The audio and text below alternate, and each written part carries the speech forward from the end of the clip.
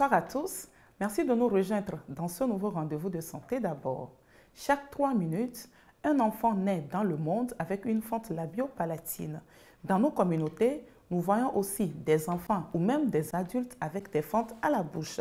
Et la question, c'est de savoir qu'est-ce qui cause ces fentes et comment cela se soigne-t-elle. Nous sommes ce soir avec le professeur Komlache Akakbonoumado. Il est chirurgien pédiatre au Centre hospitalier universitaire Campus. Il répondra à toutes nos inquiétudes. Vous suivrez aussi le témoignage de 2 mamans. Elles ont des enfants avec des fentes labio-palatines. Elles nous racontent leur histoire de la naissance des enfants jusqu'à ce jour. Merci de votre fidélité à Santé d'abord. Nous sommes ensemble pour 1 heure.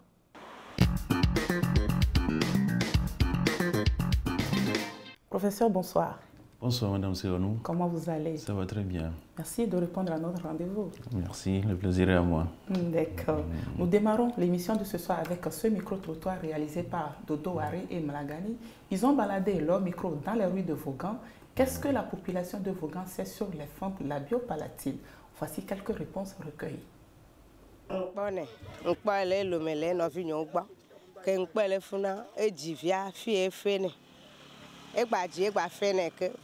on connaît où il y a une gestion. Au plein soir il y a quand il y a les kangourous clos déjà quand il va plaire bova. Au tourner big bo.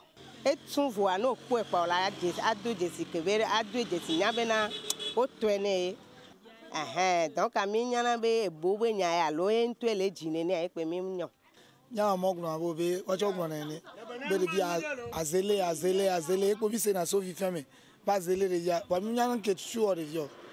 Donc nya gbonen ni popo yen chinois docteur la nya doké ni doit de vieux. Actuellement on voit ça à la télé. Et il y a certains ONG aussi qui interviennent dans la réparation de ces maladies. En l'occurrence, M-Afrique, il a opéré tant d'enfants pour cette maladie. Dans nos contrées, on pense que c'est des envoûtements, mais habituellement c'est une maladie congénitale qui survient habituellement chez les enfants, qui est opérable, réparable. Ce qu'on peut conseiller, c'est que les mamans amènent leurs enfants à l'hôpital pour qu'on puisse les soigner. Parce que habituellement, les gens ils ont peur, ou bien la honte fait qu'on cache habituellement ces enfants. Donc, nous, on souhaiterait que les mamans apportent les enfants à l'hôpital, qu'on puisse les soigner.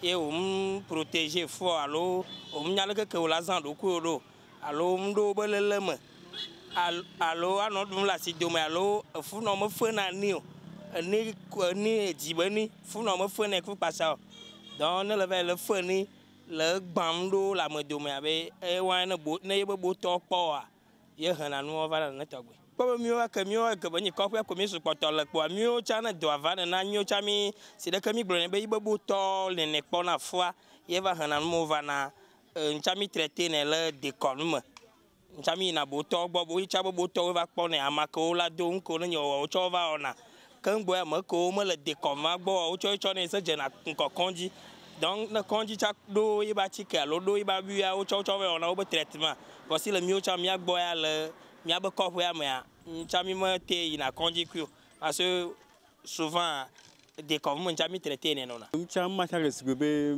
ma bom dudu pour ne donc ami ma ta te be dia be bo sanwelo alo mu okwa me ya souvent va na sugon ami nyam do po ma bom dudu ko chani odo glone na na be boué wa ndek po me de fiona no ta mi ma ta te be di be boué o docteur ko te one docteur ko te one tout ce que mata glone no nyu udu to tonu kudu fu nyu we ni be no poro no fu ma o ja agba no ko re bia e konji kaba no wa ta pogbo no ne de bi mata no va yen gba dia ne te ba o mde ne to to kudu no ne to mde ne nya to go du ko aro.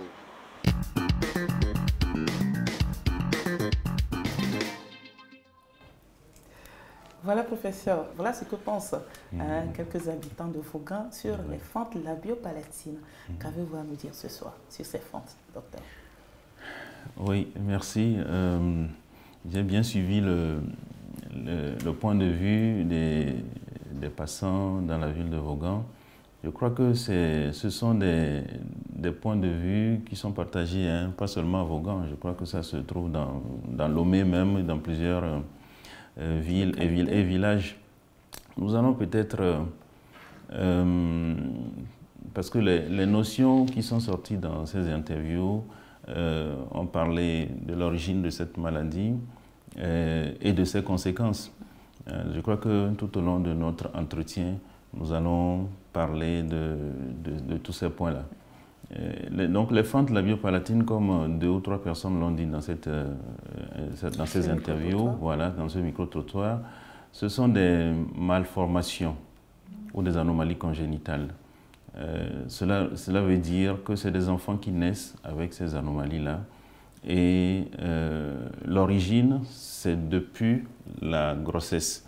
Pendant que la maman est enceinte, au moment où le fœtus, le corps du bébé est en train de se constituer, il s'est produit une anomalie au niveau des éléments qui constituent la face et l'enfant naît en présentant une fente au niveau de son visage. Alors, cette anomalie survient assez tôt au cours de la grossesse, surtout du 2e mois, entre 4e semaine d'évolution de la grossesse et 7e, et jusqu'à 12e, c'est-à-dire jusqu'au 3e mois d'évolution de la grossesse. Et donc, qu'est-ce qui se passe sur un plan scientifique, embryologique, je dirais, c'est qu'il faut savoir que la face se constitue à partir des éléments que nous appelons des bourgeons. Les bourgeons. Et donc au niveau de la face, il y a un bourgeon frontal qui va donner 2 processus qu'on appelle le processus nasaux. Il y a un processus nasal interne et un processus nasal externe. Et donc ces 2 processus-là proviennent du bourgeon frontal qui va former le front et la partie supérieure du nez. Et puis il y a ce qu'on appelle le bourgeon maxillaire. Le bourgeon maxillaire vient de chaque côté pour rejoindre les 2 processus frontal, processus nasal interne et externe, pour constituer le massif de la lèvre supérieure et du nez. Et donc c'est lorsqu'il y a une perturbation de cette dynamique-là que les bourgeons ou les processus n'arrivent pas à se mettre ensemble pour donner un ensemble harmonieux, que nous avons ce qu'on appelle les fentes labiopalatines. C'est la même chose donc pour le palais également, c'est des bourgeons au niveau bourgeons maxillaires, ce sont des éléments. Le palais c'est dans la bouche. Le palais c'est dans la bouche. Mais c'est des bourgeons maxillaires. Ce sont des processus issus de bourgeons maxillaires qui vont former le palais. Et donc, quand il y a une anomalie qui empêche les 2 processus de se mettre ensemble, il y a une fente au niveau du palais de l'enfant. Et cette fente-là peut prendre plusieurs formes qu'on va pouvoir regarder dans les images que nous allons parcourir au cours de l'émission. Et la population de Vaughan a réagi aussi sur les causes. Les causes sont diverses. Voilà. C'est là où la population. Alors dites-nous, professeur, qu'est-ce qui provoque, qu'est-ce qui peut causer ces malformations chez les enfants? Bon, alors dans la population de Vaughan, c'est vrai, il y a cette notion d'origine spirituelle ou mystique de cette maladie. Bon, je crois que ça sort de notre culture à nous, qui nous amène à chercher la cause d'un certain nombre de maladies, ce n'est pas seulement des malformations, sur un plan spirituel. Bon, moi je ne suis pas certifié pour dire si c'est vrai ou si c'est faux. Mais seulement ce que je peux dire, c'est que, étant donné qu'il y a une possibilité de les soigner, il vaut mieux ne pas aller chercher l'origine sur un plan mystique. Peut-être qu'on peut faire les 2. C'est-à-dire, d'une part, on va faire ce qu'on peut faire comme cérémonie traditionnelle, mais comme l'a dit quelqu'un, qu'eux ils soignent ça, je ne sais pas comment ils vont soigner ça, parce que c'est une anomalie qui est de traitement exclusivement chirurgical. Donc je ne sais pas quoi d'autre on peut faire pour traiter ça. Mais s'ils veulent faire des cérémonies sur le plan traditionnel, ils peuvent le faire. Mais il faut amener ces enfants à l'hôpital. Ceci dit, moi je ne peux pas dire que l'origine est mystique. Mais ce que je peux dire, c'est qu'il y a des facteurs. Pour les causes, c'est toujours difficile de dire d'identifier telle cause qui a donné ceci. C'est toujours difficile. Alors les facteurs favorisants. Voilà, donc il y a un certain nombre d'éléments qu'on a identifiés en se disant que lorsque ces éléments se rassemblent, ça peut donner une forte probabilité que l'enfant naisse avec une fente. Bon, il y a des facteurs environnementaux qui sont cités. C'est lorsque pendant la grossesse, la femme consomme de l'alcool, la femme fume pendant la grossesse, et puis certains médicaments qui sont reconnus comme étant à l'origine de malformations chez les enfants. Bon, maintenant, il y a aussi des déficits, c'est-à-dire que lorsque les femmes sont enceintes, on leur donne des supplémentations à certains produits comme du fer, de l'acide folique. Et donc, c'est le déficit en acide folique surtout qui a été identifié aussi comme étant un élément qui peut favoriser la survenue de malformations, y compris les fentes. Mais c'est surtout des malformations au niveau du tube neural, c'est-à-dire au niveau du cerveau, au niveau de la moelle épinière. C'est des enfants qui naissent avec des bosses au dos qu'on appelle spina bifida. Mais le déficit en acide folique, qu'on appelle vitamine B9 encore, peut aussi être un facteur favorisant la survenue de fentes labiales. Bon, maintenant, il y a certaines situations aussi qui peuvent augmenter le risque de survenue de fentes labiales. C'est des mariages consanguins. Lorsque la sœur va épouser le frère ou bien la cousine épouse le cousin, ce sont des situations qui augmentent la survenue d'un certain nombre de malformations chez le nouveau-né, y compris les fentes. Et parmi les cas que nous avons, la série que nous avons au CHU Campus, il y a un enfant dont les parents sont, il y a deux d'ailleurs, dont les parents sont consanguins. Donc ce n'est pas bien les mariages entre cousins, cousines, c'est-à-dire des gens de la même famille. Maintenant, s'il y a un cas de fente labiopalatine dans la famille, du père ou de la mère, le risque est grand que l'enfant qui va naître puisse avoir aussi cette malformation. Ça veut dire qu'il y a une notion de transmission héréditaire de cette malformation-là. Et puis en dernière position, je dirais qu'il peut y avoir des anomalies chromosomiques. Des anomalies chromosomiques, mais qui vont donner alors un ensemble de malformations, y compris les fentes labiales. Donc, pour résumer, je dirais que les fentes labiales surviennent habituellement de façon sporadique. C'est-à-dire, dans la majorité des cas, dans près de 90% des cas, on ne va pas trouver ce qui peut était le facteur favorisant, est-ce qu'il y a eu une anomalie chromosomique, on ne sait pas, mais ça survient de façon sporadique. Quand on cherche, on ne trouve pas grand-chose. Et professeur, dites-moi, est-ce que cela peut se faire voir à l'échographie?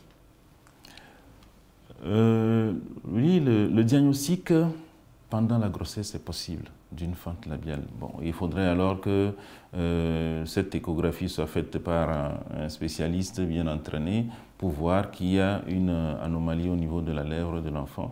Et il y a nos collègues qui posent ce diagnostic-là de plus en plus pendant la grossesse. Mais même si on découvre ça pendant la grossesse, est-ce qu'il y a quelque chose à faire? Non, puisque le traitement se fait correctement après la naissance. Donc, lorsqu'on pose le diagnostic pendant la grossesse, bon, l'important pour l'échographiste ou bien pour l'obstétricien, c'est d'aller voir s'il n'y a pas d'autres malformations associées. Si c'est une fente labiale isolée, bon, on informe les parents pour dire que votre enfant présente une fente au niveau de sa bouche, mais ce n'est pas très grave. À la naissance, après la naissance, on pourra l'opérer. Mais s'il a une fente labiale et qu'il a de l'eau, une hydrocéphalie, des anomalies au niveau du cœur, au niveau du foie, etc., dans ce cas, ça fait un syndrome polymalformatif et ça fait poser la question de laisser évoluer cette grossesse ou pas. Voilà. Mais si c'est une fente labiale isolée, on laisse évoluer la grossesse et l'enfant est soigné après la naissance. D'accord.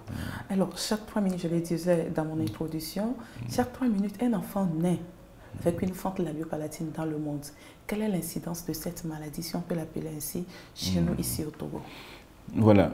Alors, l'incidence ou la prévalence de cette maladie, c'est variable. Hein. C'est variable d'un pays à un autre. Au Togo, nous n'avons pas de chiffres assez précis, mais seulement, je peux dire que l'année passée, les cas de fente labiale que nous avons pris en charge avec le soutien de Smile Train, qui est l'organisation qui nous aide à les opérer, était au nombre de 135 à peu près pour l'année passée. Et donc, on a fait une estimation qui nous permet de dire que chaque année, à peu près au Togo, on aura environ 200 cas de fente, 200 enfants qui vont naître avec des fentes labiales. D'accord. Alors, professeur, une maman qui fait peut-être son premier enfant, et l'enfant naît avec une fente labiopalatine, est-ce qu'il y a des chances que d'autres enfants qui viendront après aussi aient des fentes labiopalatines? Le risque est là.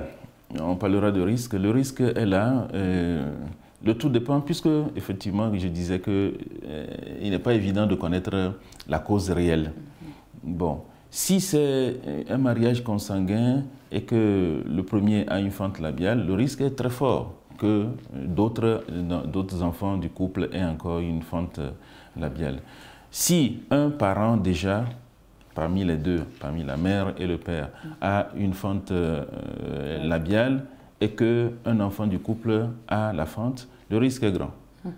Bon, maintenant, si c'est deux familles sans aucune histoire, sans mariage consanguin qui se mettent ensemble et que le premier enfant a une fente, le risque est beaucoup plus faible que les enfants suivants aient encore cette malformation. On voit aussi différents types de fentes. Pouvez-vous mieux nous les expliquer ce soir? Vous pouvez les connaître. Oui, alors il y a plusieurs types de fentes. Effectivement, il y a plusieurs types de fentes. Alors la fente peut intéresser la lèvre. Elle peut intéresser uniquement la lèvre. On va parler de fente labiale. Elle peut intéresser la lèvre et l'arcade dentaire. L'arcade dentaire, là où les dents se fixent, on parlera de fente labio-alvéolaire. Elle peut intéresser la lèvre, l'arcade dentaire et l'os du palais, jusqu'au niveau du voile du palais. Et donc, on a toute une ouverture depuis la lèvre jusqu'au fond de la bouche. On parlera de fente labio-palatine. Et toutes ces anomalies peuvent être unilatérales, c'est-à-dire droite ou gauche, ou bilatérales. Maintenant, on peut avoir aussi une fente juste au niveau du palais. La fente va intéresser uniquement le palais. Ça peut intéresser le palais osseux et le palais mou qui est le voile. Ça fait une fente palatine totale. Et ça peut intéresser aussi uniquement le voile du palais. Donc, on appelle ça une fente vélaire. Bon, maintenant, lorsque la fente intéresse la lèvre, par exemple, cette fente. Oui, comme chez cet enfant, c'est une fente labio-alvéolaire.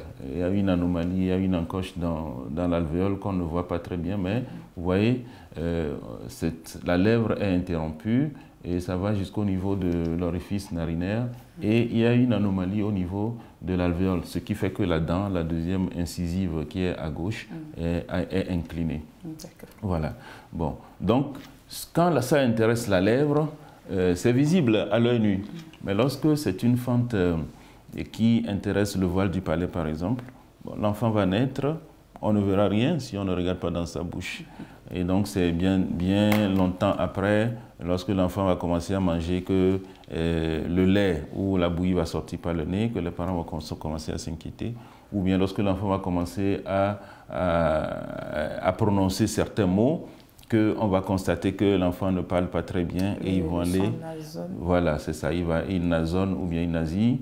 Et en ce moment-là, on va l'amener en consultation et c'est le médecin ou bien l'ORL ou bien l'orthophoniste qui va poser le diagnostic. D'accord. Vous venez de le dire, certaines fentes ne sont pas visibles à la naissance. Voilà.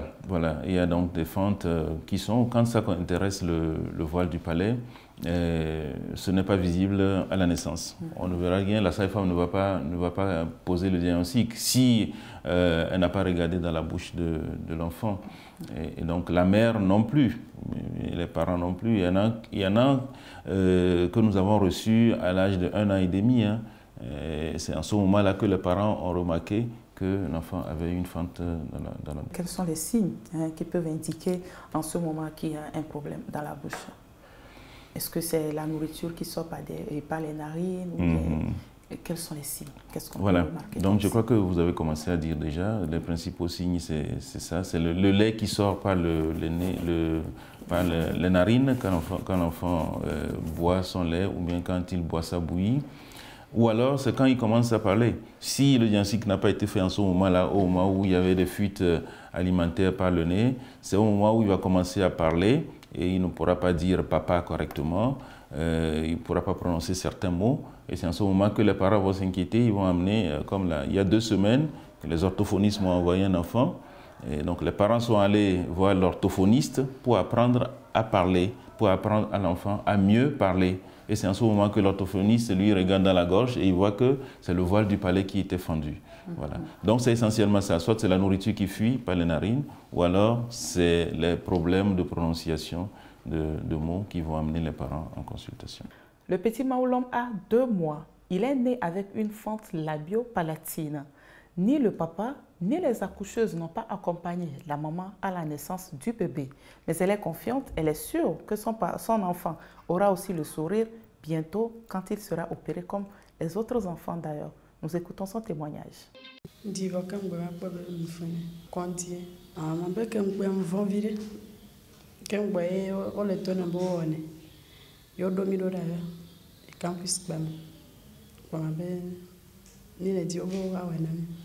Abe srɔ̃nye kpadia ke nɔ anyi ɖo nene ya va gbekpɔ ɖevia ebi dzi vi ɖe ke be bi dzia dzi va wɔ tukaɖa vi ɖe ye wole to ne be awɔ be na mi kɔe va campus kpa me kpɔa wala wɔe na mi ebe gbɔ nye be so wobe miawɔ échographie nye ŋutɔ va wɔ échographie o va do go ɖe ma nye be kuku be gawo ma ta nye ŋutɔ va wɔ ta va kpɔ be funua godzia kpɔ be bi dzi ɖe funu dze dɔ vi ɖe kemgbe kɔndzi kpɔ ŋlɔ atike ku ɖo tɔ ŋɔ kpɔa eva ŋlɔ ayi mi suivre na contrôle sia ka wo ɖo na mi ke mi va wobe wola wɔ na mi abe mi gba gblɔ miabi dzi miagblɔ bena miaƒo ŋku baɖabaɖa so ɖeviwo ŋuti o ta mi nɔ kpɔ dzidzɔ ɖeviwo ŋuti ne ko xɔ ƒua ɖe wola xɔ ƒua ne xɔ ƒua ke yewo le dzi kpɔa yewo awɔ dɔ ne ɖeviwo na mi mabe ke ŋkpɔ dada nyoa wowɔe na be viwoa wola te wɔe na tɔnye tsi.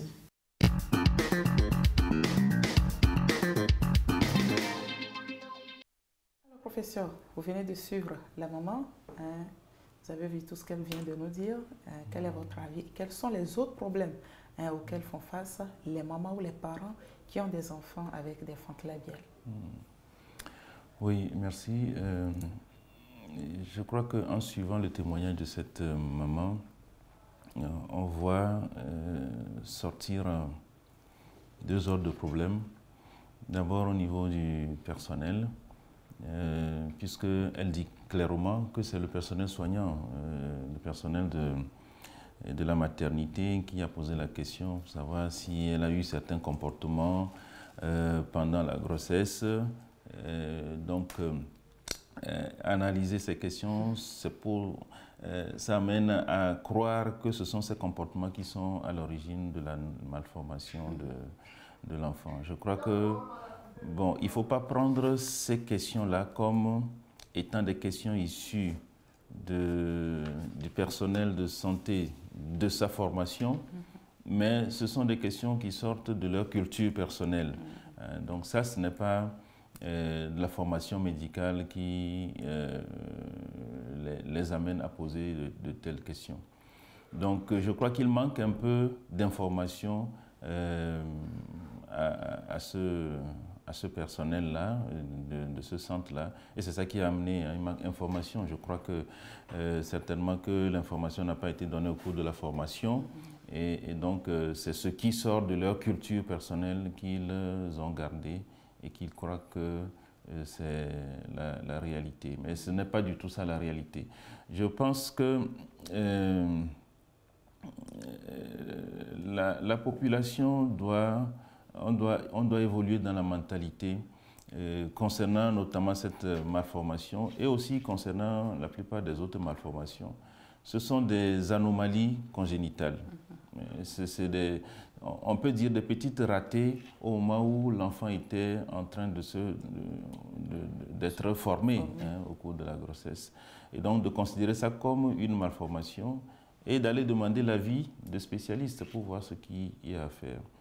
Le personnel n'a pas à se fâcher, comme la dame a dit qu'il y en a qui se sont fâchés pour dire voilà, c'est ton comportement qui a fait que ton enfant a cette anomalie. Non, ça ne doit pas être le comportement du personnel soignant. Le personnel soignant doit plutôt rassurer cette maman pour dire bon, votre enfant a une anomalie, l'enfant est né avec ça, mais peut être soigné. Bon, donc à peu près c'est ce que je trouve à dire. Bon, finalement, le personnel a dit quand même à la maman que cette anomalie peut se soigner au CHU Campus. C'est la seconde qu'il a dit plus tôt, que cette anomalie peut être soignée au CHU Campus. Puisqu'elles sont deux. Elles sont deux, d'accord, ok. Donc il y a quand même eu une qui a redressé le tir. Sinon, je crois que ça ne doit pas être le comportement. L'attitude du personnel doit être de rassurer, parce que déjà, la maman qui voit son bébé mal formé reçoit un choc psychologique. Voilà. C'est carrément, c'est dramatique. Voilà. Un enfant, la mère qui voit son enfant mal formé. Il ne faudrait pas qu'on ajoute à ce choc psychologique une agression par notre attitude et par certaines paroles déplacées qu'on aurait à l'endroit de ces mamans-là. Et il faut dire que, effectivement, comme on l'a vu déjà de la part du personnel, il y a certaines familles qui sont disloquées, certains papas qui accusent aussi les mamans d'être à l'origine de la malformation.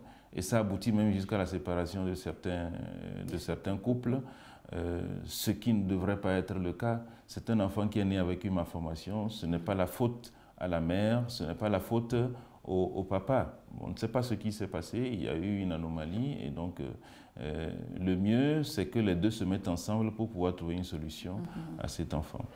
Alors professeur, je crois qu'il faudra plutôt commencer la sensibilisation au niveau du personnel soignant. Il faudrait plutôt commencer le travail par là. Bon, la sensibilisation, je crois que les médecins ont déjà suffisamment d'informations. La plupart des médecins dans leur formation, ils ont suffisamment d'informations sur les différentes malformations qui peuvent survenir au cours de la grossesse. Le personnel paramédical, c'est vrai qu'on leur parle de malformations au cours de leur formation, surtout les sages-femmes. Mais étant donné que la liste des malformations est tellement vaste, on ne peut pas tout voir. Ce qui fait que de temps en temps, on voit certaines sages-femmes qui ont peur devant certaines malformations. Donc, il n'est pas évident de parler de tout au cours de la formation. Bon, la curiosité personnelle de chaque personne doit l'amener à découvrir le reste des avantages. Mais je crois que, comme vous l'avez dit, on va essayer étant donné que nous avons cette activité maintenant de façon courante, on va essayer d'aller vers les sages-femmes, les accoucheuses et les sensibiliser. Ça permettrait de les sensibiliser aussi sur les autres malformations pour qu'elles puissent changer de langage vis-à-vis des mamans pour ne pas leur ajouter du stress et du choc psychologique au choc psychologique créé par la malformation. Alors, comment nourrir un enfant qui a une fente labiale, professeur? Oui. Alors, un enfant qui a une fente labiale ou labiopalatine a véritablement un problème de nutrition, puisque la bouche est un organe qui intervient dans la nutrition. Le fait que la lèvre soit fendue gêne l'enfant dans la succion. Si bien que certains enfants n'arrivent même pas à téter. Et s'ils se rapprochent du personnel soignant, des nutritionnistes, des pédiatres ou même des chirurgiens pédiatres, on leur donne des conseils pour l'alimentation, la nutrition de leur bébé. Bon, si la fente est unilatérale, encore, si c'est juste la lèvre, il y a certains enfants qui arrivent à téter encore. Mais quand elle est bilatérale, ce n'est plus possible, puisqu'il faut que la bouche puisse faire le tour du mamelon pour que l'enfant puisse prendre le lait. Mais si la lèvre est fendue des deux côtés, ce n'est pas possible. Et dans ce cas, on leur conseille à la maman de tirer le lait et de donner le lait à l'enfant avec une cuillère ou bien avec des biberons spécialement préparés qu'on leur donne, et avec cela, elle arrive à alimenter l'enfant. De toute façon, il y a un service de nutrition dans nos centres et des personnes qui sont chargées de la nutrition de ces enfants, qui les reçoivent régulièrement et qui leur donnent des conseils sur la nutrition des enfants. Et donc, comme il y a un moment qui l'a dit dans les témoignages tout à l'heure, on a dit que l'enfant doit grandir correctement et de façon régulière et doit avoir un certain poids par rapport à son âge pour que l'enfant soit opéré. Et donc, si on ne suit pas la nutrition de l'enfant va avoir 1 an et peut peser 3 kilos, alors qu'il devrait peser environ 10 à 12 kilos. Donc, il y a un service qui est chargé de suivre la nutrition de ces enfants et de leur donner des conseils. D'accord. Justement, dans la prise en charge des fentes labiopalatines, plusieurs disciplines se convergent. Quel est le rôle de chaque spécialiste intervenant dans le circuit de traitement? Découvrons-les dans ce sujet. L'orthodontiste, c'est un chirurgien dentiste et qui s'est spécialisé en orthopédie dentofaciale ou orthodontie. Donc l'orthodontie ou orthopédie dentofaciale, c'est la discipline qui se consacre à la correction des malpositions des dents et des mâchoires. Alors, qu'est-ce que l'orthodontiste fait dans la prise en charge donc, de ces fentes? Vous savez que la fente labio et palatine affecte gravement la croissance de la mâchoire supérieure et également le développement de la dentition. Et donc, l'orthodontiste trouve son rôle donc, au niveau donc, de ces déformations. L'orthodontiste va utiliser des appareils orthodontiques qu'on appelle communément appareils dentaires, donc pour redresser les dents et donc pour harmoniser les mâchoires et pour que le patient à la fin puisse avoir une bonne occlusion, une occlusion qui est fonctionnelle, une occlusion qui est esthétique. En réalité, l'orthodontiste intervient à la naissance de l'enfant, avant même la chirurgie primaire. Et donc l'orthodontiste est en première ligne et intervient chez le nourrisson pour rapprocher à partir donc d'un appareil qu'on appelle un appareil orthopédique pour rapprocher les berges donc des mâchoires. Et donc c'est un traitement orthopédique qui nécessite l'utilisation d'une plaque palatine qui est munie donc d'un système de stent et qui permet de redresser la columelle de la narine. Et donc avec cette plaque palatine qui va être rebasée au fur et à mesure, les berges donc, des mâchoires vont se rapprocher. Et cette prise en charge à la naissance ne s'arrête pas là. Après la chirurgie, on attend l'établissement de la dentition. Et vous savez, comme je l'avais dit, que la fente va donc affecter la dentition, va affecter la mâchoire supérieure. Et donc l'orthodontiste va intervenir donc, dès que les premières dents définitives se mettent en place, c'est-à-dire autour de 7-8 ans. Et après, également, l'orthodontiste va voir l'enfant et lorsque l'enfant sera en denture permanente. Les fentes labiopalatines chez les enfants entraînent une désorganisation de la structure anatomique de la bouche et du palais. La bouche et le palais qui sont primordiaux dans le processus de l'alimentation. Et l'alimentation qui est importante pour la croissance de l'enfant. Et donc, notre premier rôle est de nous assurer que cette désorganisation structurelle n'empêche pas l'enfant de s'alimenter. Et si elle empêche l'enfant de s'alimenter ou de s'alimenter correctement, nous allons l'aider avec des méthodes à s'alimenter. Ça, c'est avant que l'enfant ne puisse bénéficier de l'intervention sous nos cieux. Maintenant, après l'intervention chirurgicale aussi, notre rôle sera d'accompagner pour que l'enfant puisse acquérir des nutriments qui peuvent l'aider à vite guérir de la plaie chirurgicale et aussi pour pouvoir rapidement rentrer dans le cycle normal de sa vie. La succion, c'est une fonction très importante dans l'alimentation du nourrisson. Et quand la bouche est fendue, évidemment, c'est difficile de sucer. Notre rôle, c'est d'aider la maman à bien mettre l'enfant au sein pour qu'il puisse sucer malgré la fente. Ou si l'enfant n'arrive pas à sucer malgré toutes les méthodes, lui apprendre les autres méthodes qui peuvent l'aider à alimenter son enfant. On peut alimenter l'enfant à la cuillère ou à la sonde.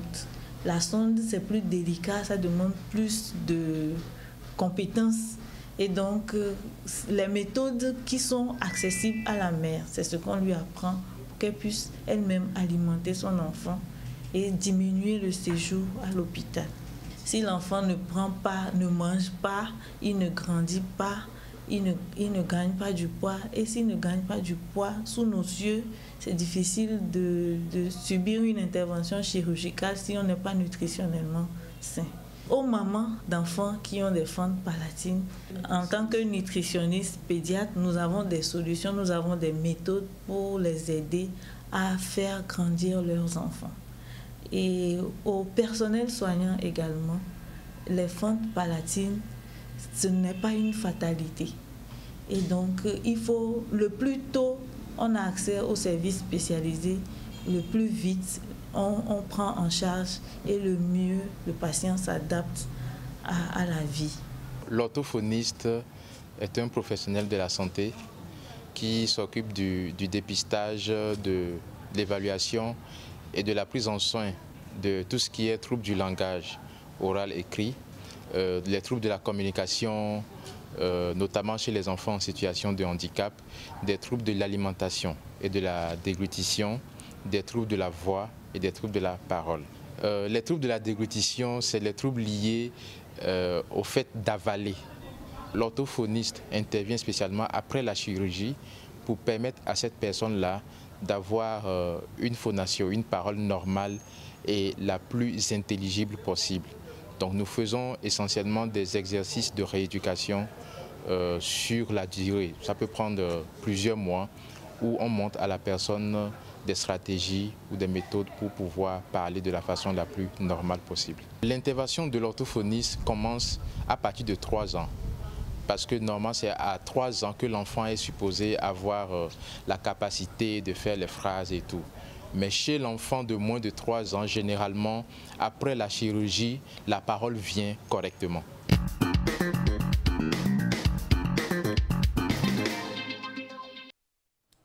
Voilà, professeur, vos collaborateurs, si je peux les appeler ainsi, on a vu tout ce qu'ils font dans la prise en charge des fentes labio-palatines. Avez-vous quelque chose à y ajouter? Oui, je crois que leur intervention nous permet de voir que la prise en charge de cette malformation est pluridisciplinaire. C'est-à-dire que ce n'est pas seulement le chirurgien qui va opérer pour réparer le vice morphologique, mais il y a tout un tas d'autres spécialistes qui interviennent.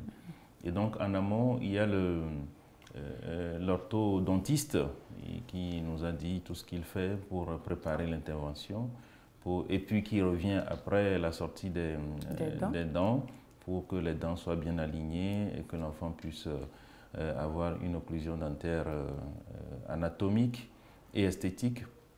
Et puis il y a le pédiatre. Le pédiatre et le nutritionniste. Parfois, le nutritionniste il joue le rôle de pédiatre.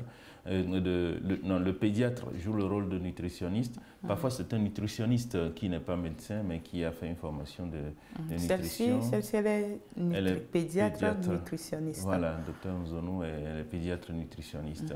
Et donc, il y a d'autres nutritionnistes aussi qui sont là, qui nous soutiennent. Et donc qui joue un rôle fondamental. Parce que comme je dis et je le répète, l'enfant doit pouvoir grandir, prendre du poids et de la taille pour que nous on puisse l'opérer. Et donc si l'enfant n'est pas confié au nutritionniste ou au pédiatre de la naissance, on les voit à 6 mois, à 9 mois, avec un poids de bébé. Vous voyez un nourrisson de 12 mois qui pèse 3 kilos. Et donc ça pose un problème. On ne peut pas l'opérer. C'est un être qui est fragile. Il a 1 an, mais il a 3 kilos, il est fragile. On ne peut pas le mettre sur table pour l'opérer. Et donc il faut qu'on fasse la correction de son état nutritionnel avant que nous on puisse l'opérer. On a vu l'orthophoniste aussi, mais il y a le psychologue aussi, hein, puisque vous avez vu tout ce que cela pose comme problème sur le plan psychologique. Et donc, il y a les psychologues qui sont là pour rassurer les parents et leur dire que ce n'est pas une fatalité, c'est une maladie, une malformation, et surtout que les solutions sont là et que ces solutions sont disponibles et gratuites, puisque la prise en charge elle est gratuite grâce à Smile Train. Et donc, on les rassure. Et il y a un élément, il y a un soutien mutuel qui joue un rôle psychologique très important. Et c'est pour cela que lorsque nous faisons nos consultations, vous voyez, les mamans se parlent entre elles. Et celle qui a été déjà opérée, les autres viennent voir son enfant, apprécient le résultat. Et donc ça donne un courage. Elles sont soulagées. Elles sont soulagées, se disent, ah ben véritablement il y a une solution à cette affaire. Et donc je crois que la prise en charge psychologique se fait déjà entre les parents et puis par le psychologue qui intervient. Et puis il y a le chirurgien qui fait la réparation morphologique de l'anomalie. Et donc nous avons toute cette prise en charge-là qui est là, tous ces spécialistes qui sont là au CHU Campus et au CHP Aneho, au CHU de Kara aussi, et pour que ces enfants soient pris en charge de façon globale sur place. D'accord. Alors, professeur, chez certains enfants aussi, on voit que le lait coule de leur nez pendant l'alimentation. À quoi cela est dû? Est-ce qu'il y a une ouverture au niveau du palais qui va vers les narines ou comment? Qu'est-ce qui se passe? Oui, alors cela peut s'expliquer par la malformation, par l'anomalie au niveau du palais. Bon, on venait de dire tantôt qu'il y a des fentes qui ne sont pas visibles. Quand vous voyez l'enfant, vous avez l'impression qu'il n'y a aucune anomalie, mais c'est quand il ouvre la bouche ou bien que vous essayez de regarder dans sa bouche que vous voyez qu'il y a une fente. Alors, le Créateur, si je peux ainsi le dire, au Dieu qui nous a créés, est un architecte hors pair, hein, c'est un suprême architecte, qui a mis une séparation entre les voies aériennes et les voies digestives. Le palais, en fait, sépare la partie buccale, qui sert à l'alimentation, et puis en haut, c'est les voies aériennes. Et donc, le voile du palais, en fait, permet de faire cette séparation. La partie mobile du voile du palais permet de faire cette séparation. Lorsque nous avalons, il y a les voies respiratoires sont fermées momentanément pour que l'alimentation, la nourriture puisse aller descendre dans le tube digestif. Maintenant, quand le voile est fendu, vous voyez qu'il y a une communication large. Si c'est seulement le voile qui est fendu, il y a déjà une communication qui est assez large entre la cavité buccale et les voies aériennes supérieures. Et donc, l'aliment qui passe dans la bouche facilement passe dans les fosses nasales et ça peut ressortir. Donc, c'est ce qui explique le fait que ces enfants, ils prennent leur lait ou bien leur bouillie et puis ça ressorte par le nez. Et c'est ça qui constitue d'ailleurs parfois le signe qui amène les parents à aller chercher, à comprendre ce phénomène et ils voient que c'est une fente au niveau du palais qui est responsable de cela. D'accord. Professeur, les fentes labiales sont visibles. On n'a plus besoin d'un diagnostic ou bien vous posez un diagnostic encore? Il faut un diagnostic de précision parce que vous pouvez voir simplement que c'est la lèvre qui est fendue. Mais comme je vous ai dit tout à l'heure, la lèvre peut être fendue, la narine peut être aussi fendue, l'alvéole dentaire peut être aussi fendue, le palais peut être fendu. Il peut s'agir du palais osseux ou du palais mou. Donc il faudrait que le chirurgien puisse identifier toutes les anomalies toutes les anomalies pour savoir comment faire la réparation. Donc, ce qui frappe le disgrâce physique la disgrâce physique qui frappe, c'est cette séparation au niveau de la lèvre supérieure. Mais quand ils viennent chez nous maintenant, nous, on regarde ce qui est superficiel et puis après, on va regarder au niveau, à l'intérieur aussi, pour faire pour noter toutes les anomalies qui sont associées à ce qui est visible. Comment se fait le traitement? C'est vrai, vous l'avez dit, il est chirurgical, mais dites-nous concrètement comment cela se fait. Comment se fait cette prise en charge chirurgicale là? Voilà, alors le traitement, comme vous l'avez dit, est chirurgical. Et c'est pourquoi je disais, quand on a écouté notre ami de Vaughan qui me disait qu'il traite ça de façon traditionnelle, bon, je ne sais pas si c'est de la chirurgie traditionnelle, mais le traitement, il est chirurgical. Bon, avant peut-être d'aborder le traitement, il y a un enfant que je devais opérer il y a de cela 3 semaines. Ils sont venus d'un village au-delà de Ngotien.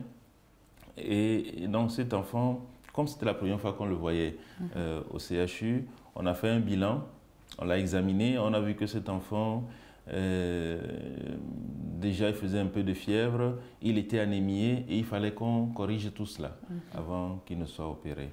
Et donc on a prescrit des médicaments et on devait le revoir pour pouvoir le programmer. Mais quand on les a recontactés, ce que le père de l'enfant nous a dit, c'est qu'il y a des cérémonies traditionnelles qu'il faut faire avant l'opération. Bon, c'est-à-dire que, vous voyez, là, ils ont dit qu'il y a des cérémonies traditionnelles qu'il faut faire avant qu'ils ne reviennent pour l'opération. Ça veut dire qu'ils ont compris que la cérémonie traditionnelle ne va pas réparer la malformation, mais il faut de la chirurgie. Donc c'est ce que je disais, que si vous êtes convaincu qu'il y a une part du spirituel dedans, ça n'empêche pas de faire votre part de traitement traditionnel et puis après le chirurgien fait la réparation, puisque les cérémonies traditionnelles ne peuvent pas réparer l'anomalie.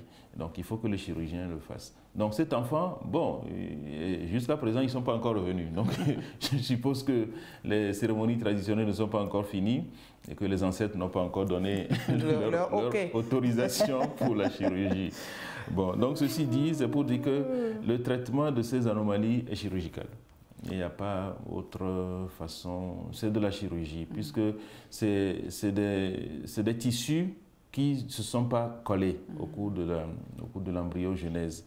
Et donc c'est au chirurgien de les mettre ensemble, et de les séparer, de raviver les berges, d'utiliser des techniques pour que l'aspect final puisse ressembler le plus possible à l'aspect anatomique de celui qui n'a pas eu la malformation. Alors, la lèvre est opérée.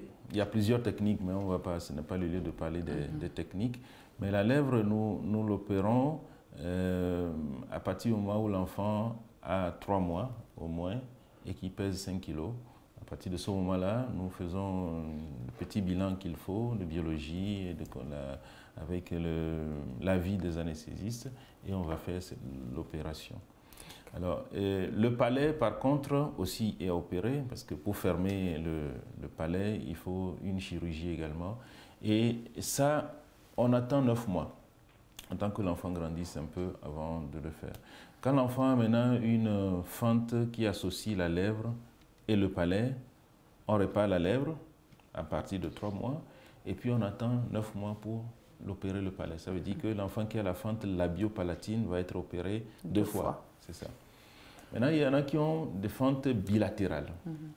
Quand l'enfant a une fente labiale bilatérale, on peut opérer les 2 en même temps. Et d'ailleurs, c'est ce qui se fait, à moins qu'il y ait une particularité. Sinon, on opère les 2 en même temps. Et s'il s'associe une fente palatine, le palais est opéré secondairement. Donc à partir de 3 mois, les 2 parties de la lèvre fendue sont opérées en même temps et on attend 9 mois pour opérer le palais. La technique, bon, je ne peux pas la décrire ici parce que Voilà. Non, ça se traite, on est confiant, on Voilà, sait que ça c'est se soigne très bien au Togo. Oui, tout à fait. C'est déjà rassurant. Oui. C'est vraiment déjà rassurant. On voit aussi certains adultes avec ces fentes labiales. Est-ce que vous les traitez aussi? Vous prenez en charge aussi les adultes? Oui, oui. Et notre souhait est qu'il n'y ait plus d'adultes dans des villages avec cette malformation-là, qui se soignent maintenant et gratuitement au Togo, hein, par des Togolais. Donc, ces gens qui ont cette malformation au niveau facial ne l'ont pas voulu. Ils ne l'ont pas voulu et donc, s'ils n'ont pas été traités jusqu'à l'âge adulte, c'est soit parce que, bon, la superstition du village, hein, il y en a qui sont considérés comme des enfants fétiches. Et donc, le fétiche demande de ne pas toucher. Et donc là, on ne va même pas à l'hôpital, c'est fétiche, c'est ce que les fétiches ont dit. C'est un enfant fétiche, il ne faut pas y toucher. Soit c'est parce que les parents n'ont pas de moyens pour aller à l'hôpital, parce qu'on a dit chirurgie, et la chirurgie, ça coûte cher. Et donc, on garde cet enfant à la maison jusqu'à ce qu'il grandisse. Peut-être aussi qu'ils n'ont pas l'information. Voilà, ou qui n'ont pas d'information, ils se disent que bon, c'est une fatalité. Voilà, l'enfant est né comme ça, c'est une fatalité, il n'y a rien à faire. Bon, il va vivre et grandir comme ça. Il y a certaines, je crois que de moins en moins, ces pratiques se font. Il y a certaines cultures qui suppriment carrément ces enfants qui naissent avec des malformations. Et donc, vous allez voir dans certains villages, quand on vous dit qu'il n'y a pas de malformation, il faut vous poser des questions. C'est qu'il y a des enfants qui sont malformés, mais qui, à un moment donné, bon, ils meurent sans qu'on ne comprenne pourquoi et ni comment. Bon. Donc, l'information n'est pas là, ou bien ils n'ont pas de moyens, ou bien on est considéré comme un enfant fétiche, il ne faut pas y toucher. Voilà. Bon. Donc, les enfants, les adultes qu'on découvre sont opérés et opérés gratuitement aussi. Et je crois que il y a un garçon, moi le plus âgé que j'ai opéré, c'est une demoiselle de plus de 30 ans, 35 ans, qui a l'anomalie. Un garçon de 15 ans que j'ai opéré aussi l'année dernière. Mais à Neho, docteur Sani a opéré une dame qui a plus de 50 ans, 53 ans, et même un monsieur qui a autour de la soixantaine. Donc, je crois que s'il y a des adultes dans les villages du Togo et qui ont ces malformations-là, ce n'est pas la peine de continuer à les cacher. Ce n'est pas de la fatalité, ce n'est pas une affaire de fétiche. Il faut les amener à l'hôpital pour qu'on puisse les soigner et se soigner gratuitement. C'est de la chirurgie qui est gratuite. 0 francs. C'est à 0 francs. Ils vont payer leur déplacement pour venir à l'hôpital, ceux qui vont manger à l'hôpital, mais tous les médicaments qu'il faut pour faire cette opération, le séjour à l'hôpital, il n'est pas payé, l'acte opératoire n'est pas payé. Et quand c'est gratuit, le patient ne paye rien. Le patient ne paye rien, mais c'est Smile Train qui nous fournit tout ce qu'il faut pour cette opération. Smile Train, cette ONG. Train, c'est une ONG américaine et qui a 23 ans, je crois, 23 ans cette année, et qui est chargée, son objectif, c'est d'aider à la prise en charge gratuite de ces malformations. Parce que c'est des gens qui ont été convaincus et qui sont convaincus que ces enfants n'ont pas demandé à naître avec cette malformation et cette disgrâce physique au visage. Le visage, c'est ce que l'on présente quand on va partout où on va. Et donc, ils se sont mis comme objectif, sont donnés comme objectif d'aider à la prise en charge mais globale de cette malformation. Donc, vous avez vu tout à l'heure, on a dit que la prise en charge est multidisciplinaire. Les soins du chirurgien sont gratuits pour le patient. Les soins de l'orthodontiste sont gratuits, le patient ne paie rien. L'orthophonie même, les séances de rééducation, tout ça c'est gratuit. Et la nutrition, les consultations du nutritionniste, et parfois même on leur donne de la farine. La farine à donner à ces enfants. Tout ça là c'est gratuit. Voilà, pour l'opération. Voilà, donc tout ça c'est gratuit et c'est grâce à Smile Train que cette prise en charge est offerte gratuitement aux patients.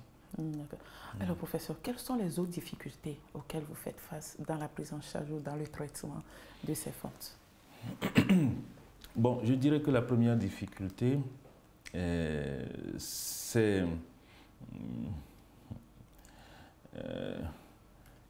la conception. la conception que les parents et la population a sur cette affection. Bon, pendant longtemps, on a cru qu'on ne les soignait pas au Togo. Et on attendait des missions gratuites venues de l'étranger, soit sur des bateaux ou, voilà, ou bien des missions gratuites dans les hôpitaux. Et donc, c'est ça qu'on attend pour amener les parents.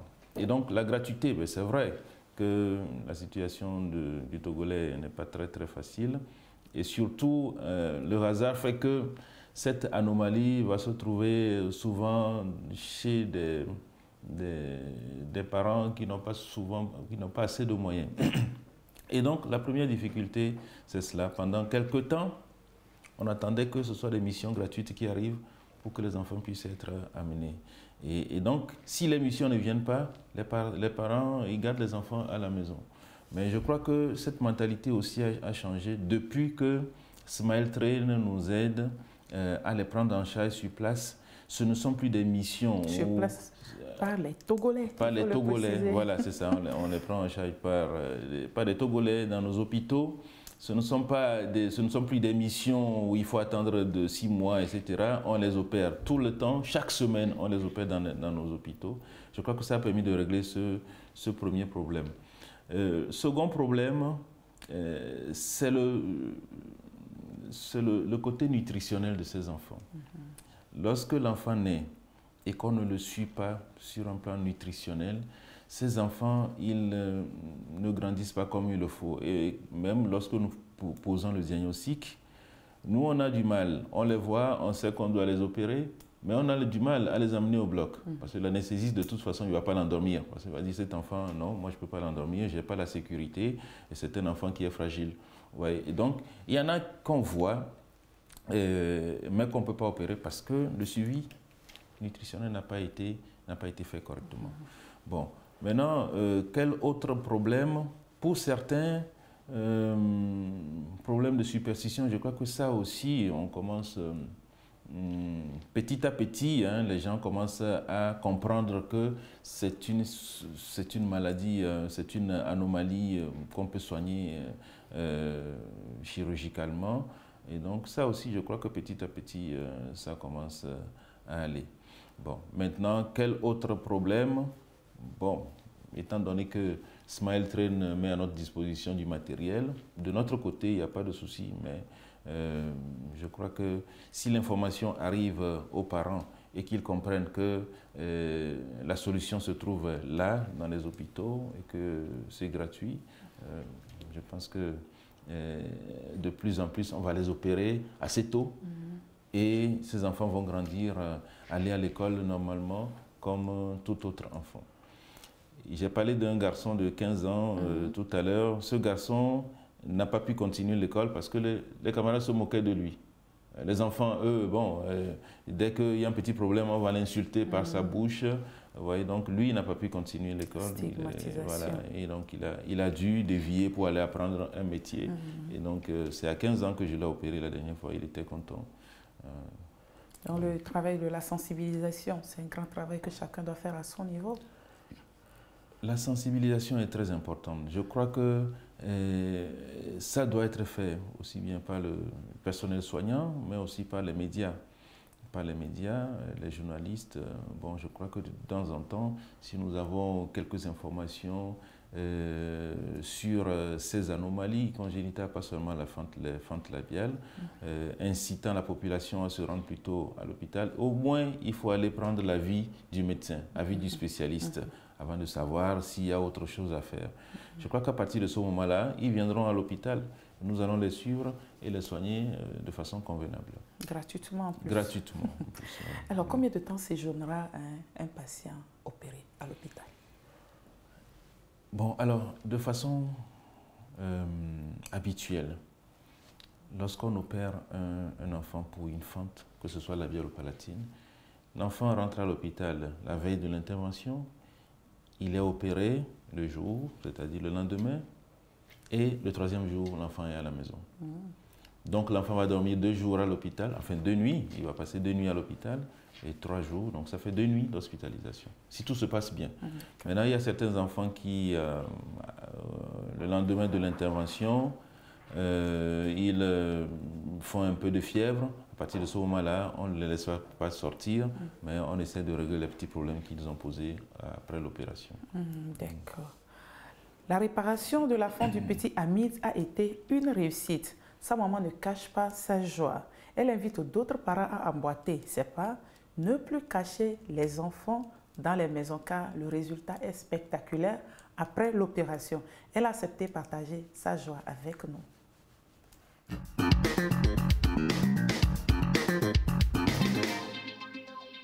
Pour le moment, je n'ai pas encore vu mon bébé. Depuis 8 heures, il est rentré dedans jusqu'à maintenant. Pas de nouvelles, donc là, je suis un peu inquiète. Mais grâce à Dieu, fente vélaire sous micro. Tout d'abord, que Dieu me bénisse, parce que ce n'est pas du tout facile. C'est le jour de la naissance même, j'ai su qu'il a une fente. Bon, ils m'ont dit que je ne prends pas bien les médicaments, c'est ce qu'ils m'ont dit. Pendant la grossesse, ils m'ont demandé si je bois l'alcool. Je dis non, moi je suis musulman, je ne bois pas l'alcool, je ne fume pas. Le papa aussi ne fume pas, il ne boit pas l'alcool. Ils m'ont dit que si j'ai l'épilepsie, j'ai dit non. C'est la sage-femme même qui m'a montré ici.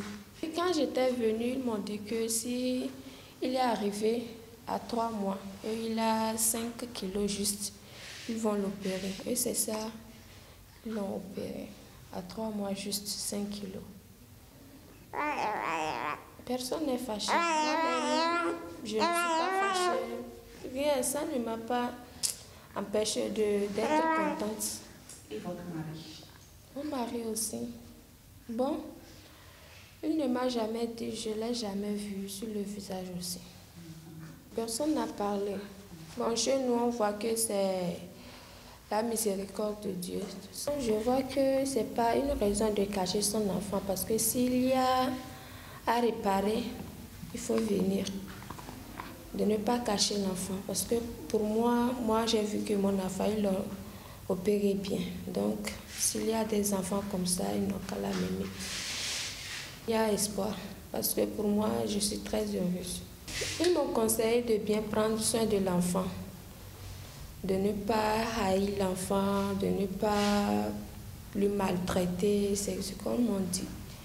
Ils m'ont dit de lui donner à manger chaque 2 heures, comme ça, pour que le poids augmente vite. Je les remercie beaucoup, beaucoup. Ils sont très, très, très gentils. Parce que moi, si des fois je suis en retard, même c'est eux qui m'appellent. C'est eux qui m'appellent. Même hier, c'est eux qui m'ont appelé de venir. Ils sont très, très gentils. Ils font bien leur travail. Que Dieu les bénisse.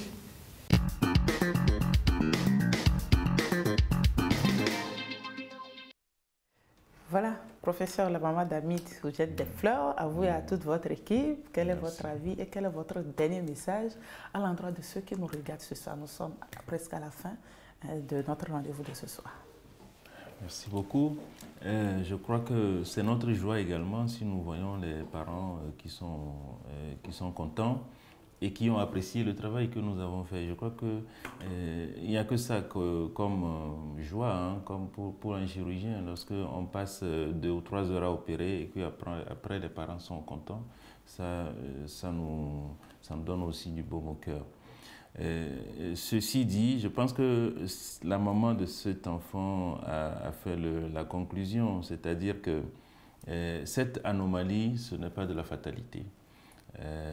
Il y a une solution sur place, une solution par des Togolais qui sont bien formés. Et donc, s'il y a des parents qui ont des enfants qui ont cette anomalie, ce n'est pas la peine de les cacher. Il faut les amener dans les hôpitaux. Les sages-femmes savent actuellement là où on fait ces prises en charge au Togo. S'il y a aussi des adultes qui sont dans nos villes, dans nos campagnes, il ne faut pas continuer à les considérer comme des enfants fétiches ou bien des petits dieux ils peuvent être des dieux, mais ils seront plus jolis lorsque ils auront leur bouche réparée. Donc il faut nous les envoyer aussi. Nous allons les réparer et tout le monde sera content. Donc je voudrais, avant de finir, remercier Smile Train. Smile Train en anglais, donc ça veut dire le train du sourire. Parce que leur objectif, c'est de créer des sourires, de donner des sourires à ces enfants, puisqu'on sourit avec la bouche, et si la bouche est mal formée, bon, on n'arrive pas à sourire, et donc après réparation, on a un joli sourire. Donc je voudrais remercier Smile Train, qui nous aide à faire ce travail, et qui donc donne du sourire aux enfants. Je voudrais donc inviter le personnel médical à rassurer plutôt les parents de ces enfants qui ont de ces malformations. Il ne faudrait pas que nous, par ce que nous allons dire à ces parents, nous contribuions à leur donner encore du chagrin ou de l'angoisse. Je voudrais aussi inviter les médias à nous aider à sensibiliser la population pour qu'ils soient informés que ces malformations-là sont opérées, bien opérées dans les hôpitaux au Togo, c'est-à-dire à Ného, au CHU Campus à Lomé et puis au CHU de Kara. Merci beaucoup, professeur. Nous mettrons les numéros utiles à la fin de cette émission pour que s'il y a encore des enfants ou des parents qui ont des enfants avec les fentes labiopalatines puissent vous appeler, vous contacter pour toute fin utile. Merci beaucoup. Voilà, nous sommes arrivés à la fin de l'émission de ce soir. Merci beaucoup, professeur. Merci à vous et merci à toute l'équipe qui prend en charge ces fentes labiopalatines. Merci, merci beaucoup. On se fera vraiment le plaisir de vous revoir sur ce plateau. Merci. Merci. Alors, mesdames et messieurs, c'est la fin de Santé d'abord de ce soir. Merci à vous tous qui nous avez suivis ce soir. On l'a compris ce soir, les fentes labiopalatines ne sont pas des fatalités, ce n'est pas une fatalité. Il suffit juste de se faire prendre en charge et la prise en charge est gratuite au Togo.